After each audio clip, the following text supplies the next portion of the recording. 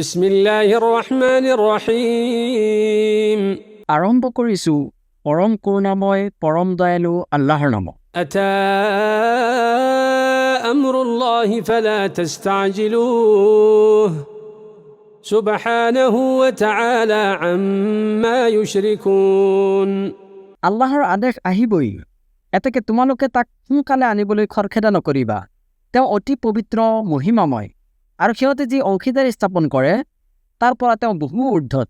ينزل الملائكة بالروح من أمره على من يشاء من عباده أن أنذروا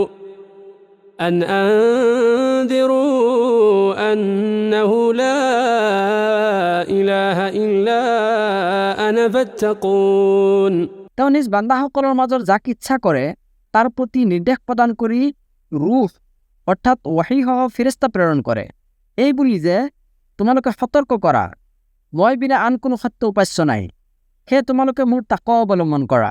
خلق السماوات والأرض بالحق تعالى عما يشركون তেওঁৱে যথাযথভাৱে আকাশসমূহ আৰু পৃথিৱীক সৃষ্টি কৰিছে, সিহঁতে যি অংশীদাৰী স্থাপন কৰে তেওঁ তাৰ পৰা বহু ঊৰ্ধ্বত। خلق الإنسان من نطفة فإذا هو خصيم مبين তেওঁৱে মানুহক শুক্ৰকীটৰ পৰা সৃষ্টি কৰিছে, অথচ চোৱা সেই মানুহে প্ৰকাশ্য বিতণ্ডাকাৰী।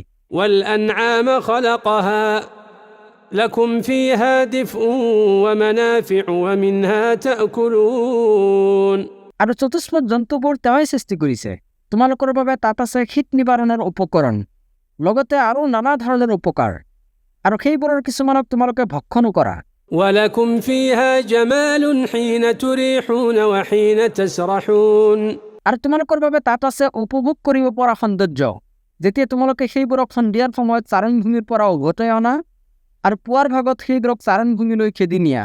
وتحمل أثقالكم إلى بلد لم تكونوا بالغيه إلا بشق الأنفس إن ربكم لرؤوف رحيم আৰু সেইবোৰে তোমালোকৰ গধুৰ বোজাবোৰ বহন কৰি লৈ যায় এনেকুৱা ঠাইলৈ য'ত প্ৰাণান্তৰ কষ্ট অবিহনে তোমালোকে তালৈকে যাব নোৱাৰিলাহেঁতেন।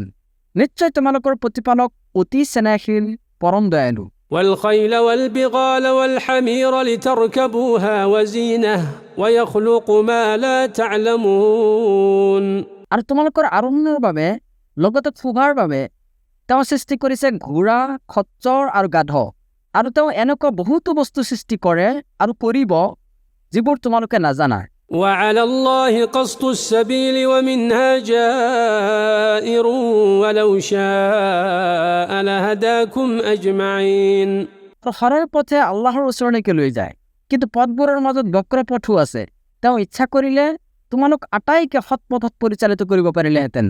هو الذي أنزل من السماء ماء لكم منه شراب ومنه شجر فيه تسيمون তেওঁৱে আকাশৰ পৰা পানী বৰষায়, তাক তোমালোকৰ বাবে আছে পানীয়, আৰু তাৰ পৰা জন্মায় উদ্ভিদ যাৰ মাজত তোমালোকে পশুচাৰণ কৰা।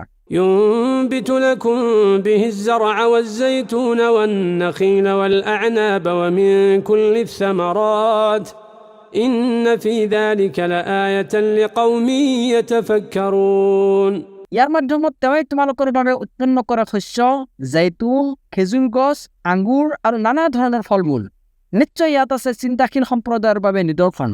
وسخر لكم الليل والنهار والشمس والقمر والنجوم مسخرات بأمره إن في ذلك لآيات لقوم يعقلون আৰু তেওঁৱে তোমালোকৰ কল্যাণত নিয়োজিত কৰিছে ৰাতি, দিন, সূৰ্য আৰু চন্দ্ৰ, আৰু নক্ষত্ৰৰাজিও তেওঁৰে নিৰ্দেশত নিয়োজিত, নিশ্চয় ইয়াত বোধ শক্তি সম্পন্ন সম্প্ৰদায়ৰ বাবে আছে বহুতো নিদৰ্শন।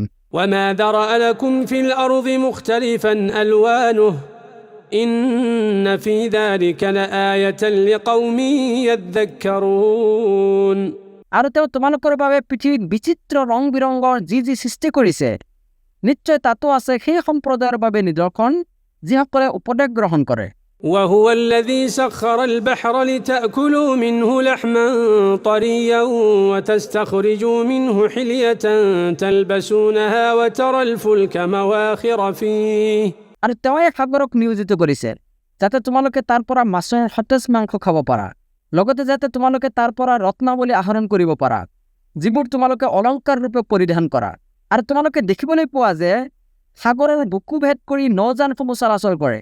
ولتبتغوا من فضله ولعلكم تشكرون যাতে তোমালোকে তেওঁৰ অনুগ্ৰহ সন্ধান কৰিব পাৰা আৰু যাতে তোমালোকে কৃতজ্ঞতা প্ৰকাশ কৰিব পাৰা। وألقى في الأرض رواسي أن تميد بكم وأنهارا وسبلا لعلكم تهتدون আৰু তেওঁই পৃথিৱীত সুদৃঢ় পৰ্বতমালা স্থাপন কৰিছে যাতে পৃথিৱীয়ে তোমালোকক লৈ থৰক বৰক কৰিব নোৱাৰে, আৰু স্থাপন কৰিছে নদ নদী আৰু পথসমূহ যাতে তোমালোকে নিজৰ গন্তব্যস্থলত যাব পাৰা। وعلامات وبالنجم هم يهتدون আৰু তেওঁই পথ নিৰ্দেশক চিহ্নসমূহ স্থাপন কৰিছে, লগতে তৰা নক্ষত্ৰৰ দ্বাৰাও মানুহে পথ নিৰ্দেশ পায়। أفمن يخلق كمن لا يخلق أفلا تذكرون এটাকে যিজনে সৃষ্টি কৰে তেওঁ তাৰ দৰে নেকি? যিজনে সৃষ্টি কৰিব নোৱাৰে তথাপিও তোমালোকে শিক্ষা গ্ৰহণ নকৰিবানে? وإن تعدوا نعمة الله لا تحصوها إن الله لغفور رحيم আৰু তোমালোকে আল্লাহৰ অনুগ্ৰহ গণনা কৰিলে কেতিয়াও তাৰ সংখ্যা নিৰ্ণয় কৰিব নোৱাৰিবা। নিশ্চয় আল্লাহ ক্ষমাপৰায়ণ, পৰম দয়ালু। والله يعلم ما تسرون وما تعلنون আৰু তোমালোকে যি গোপন কৰা আৰু যি প্ৰকাশ কৰা সেয়া আল্লাহে ভালদৰেই জানে। والذين يدعون من دون الله لا يخلقون شيئا وهم يخلقون আৰু সিহঁতে আল্লাহৰ বাহিৰে যিবোৰক আহ্বান কৰে সিহঁতে একোৱেই সৃষ্টি কৰিব নোৱাৰে, বৰং সিহঁতকেই সৃষ্টি কৰা হৈছে। أموات غير أحياء وما يشعرون أيان يبعثون বৰং সিহঁত নিষ্প্ৰাণ, নিৰ্জীৱ, আৰু সিহঁতক কেতিয়া পুনৰুজ্জিত কৰা হ'ব সেই বিষয়েও সিহঁতৰ কোনো চেতনাবোধ নাই। إلهكم إله واحد فالذين لا يؤمنون بالآخرة قلوبهم منكرة وهم مستكبرون তোমালোকৰ উপাস্য কেৱল এজন উপাস্য, এতেকে যিসকলে আখিৰাতৰ প্ৰতি ইমান পোষণ নকৰে সিহঁতৰ অন্তৰ হৈছে অস্বীকাৰকাৰী আৰু সিহঁত হৈছে অহংকাৰী।